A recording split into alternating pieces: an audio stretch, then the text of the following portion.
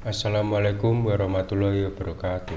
Perkenalkan, nama saya Mariski Reza Pramantia dari kelas 1142 absen 17. Di sini saya akan mempresentasikan tentang hukum Bernoulli. Di sini saya akan membahas yang pertama sejarah Bernoulli, yang kedua fenomena yang mendasari konsep Bernoulli ditemukan dan bagaimana persamaan Bernoulli ditemukan, dan yang ketiga penerapan hukum Bernoulli pada era modern saat ini. Yang pertama yaitu sejarah Bernoulli. Daniel Bernoulli adalah seorang matematikawan dan fisikawan Swiss. Daniel Bernoulli lahir pada 8 Februari 1700 di Groningen, Republik Belanda. Ia adalah anak dari Johan Bernoulli, seorang ahli matematika di kota Groningen. Kakaknya yang bernama Nicolaus II Bernoulli dan pamannya, Jacob Bernoulli, juga merupakan ahli matematika. Pada awalnya, ayahnya menginginkan Daniel untuk menjadi pedagang atau bekerja di bidang bisnis. Pada usia 13 tahun, Daniel mempelajari logika dan filsafat di Universitas Basel. Namun, saat berkuliah, dia tetap mempelajari kalkulus dari ayah dan kakaknya. Daniel juga mempelajari ilmu kedokteran dan meraih gelar doktor di bidang kedokteran atas aplikasi matematika fisik di dalam bidang kedokteran yang ia kemukakan. Selanjutnya adalah fenomena yang mendasari konsep Bernoulli ditemukan. Penemuan Bernoulli dimulai dalam dunia kedokteran. Berbekal keahliannya pada matematika, Bernoulli menemukan penemuan cara mengukur tekanan darah. Penemuan tersebut merupakan awal dari teori hidrodinamika. Kemudian, Daniel Bernoulli menyempurnakan teorinya dan menerbitkan sebuah buku berjudul Hidrodinamika. Persamaan Bernoulli dinyatakan oleh Daniel Bernoulli pertama kali pada tahun 1738, dan sebagai penghargaan atas karyanya ini, hukum ini dinamakan hukum Bernoulli. Bagaimana persamaan Bernoulli ditemukan? Persamaan hukum Bernoulli erat kaitannya dengan tekanan, kecepatan, dan ketinggian dari dua titik poin dengan aliran fluida yang massa jenis. Munculnya persamaan Bernoulli didapat dari keseimbangan energi mekanik atau energi kinetik dan energi potensial bersamaan dengan adanya tekanan, yang muncul hingga menghasilkan implementasi berikut. Tekanan plus energi kinetik plus energi potensial sama dengan konstan. P1 plus setengah rho V1 kuadrat plus rho GH1 sama dengan P2 plus setengah rho V2 kuadrat plus rho GH2. P sama dengan tekanan dengan satuan Pascal, rho sama dengan massa jenis fluida dengan satuan kilogram per meter kubik, V sama dengan kecepatan fluida dengan satuan meter per sekon, G sama dengan percepatan gravitasi, G sama dengan 9,8 meter per sekon kuadrat, H sama dengan ketinggian dengan satuan meter. Yang terakhir adalah penerapan hukum Bernoulli pada era modern saat ini. Yang pertama, gaya angkat pesawat, 2 venturi meter, 3 tabung pitot, 4 perahu layar, 5 penyemprot serangga, dan yang keenam adalah karburator. 1. Daya angkat pesawat. Bagian atas pesawat lebih melengkung daripada sisi bagian bawahnya.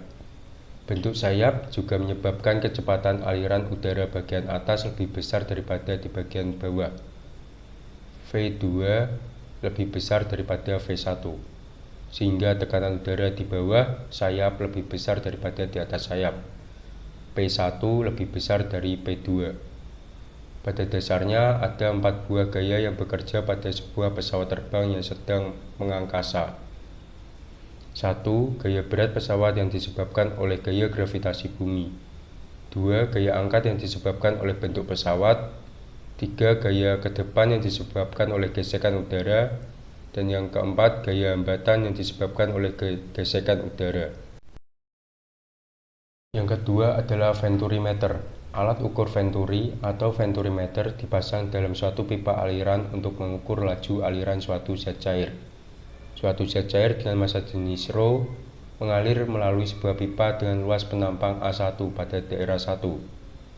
Pada daerah 2, luas penampang mengecil menjadi A2. Suatu tabung manometer atau pipa U berisi zat cair lain atau raksa dengan massa jenis ρ dipasang pada pipa.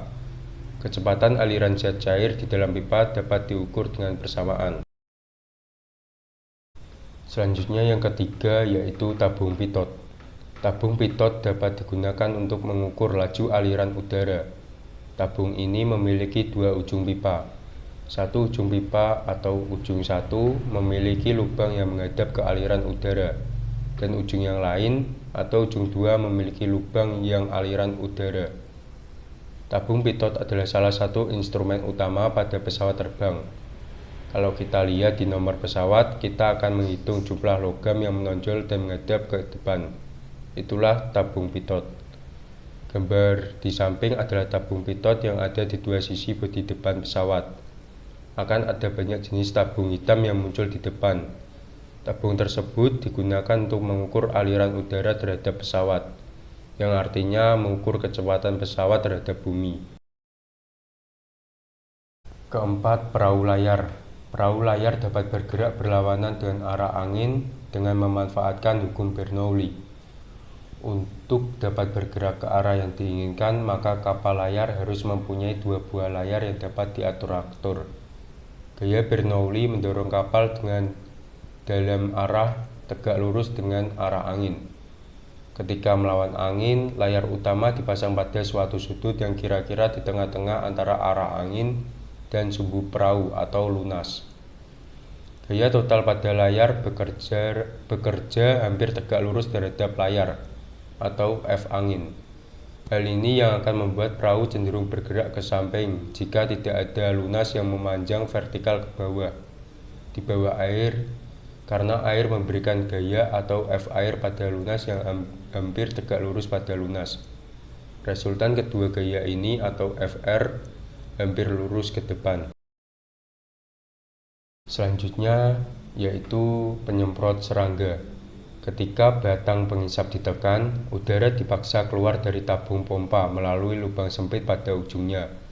Semburan udara yang bergerak dengan cepat mampu menurunkan tekanan pada bagian atas tabung tandon yang berisi cairan dan menyebabkan tekanan atmosfer pada permukaan cairan memaksa cairan naik ke atas tabung.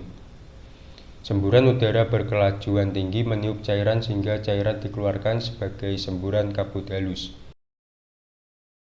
Dan yang terakhir adalah karburator. Karburator biasanya terdapat pada bagian motor atau mobil.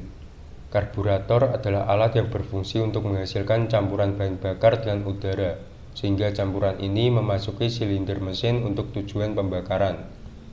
Prinsip kerja karburator adalah sebagai berikut. Penampang pada bagian atas jet menyempit sehingga udara yang mengalir pada bagian ini bergerak dengan kelajuan yang tinggi. Sesuai asas Bernoulli, tekanan pada bagian ini rendah.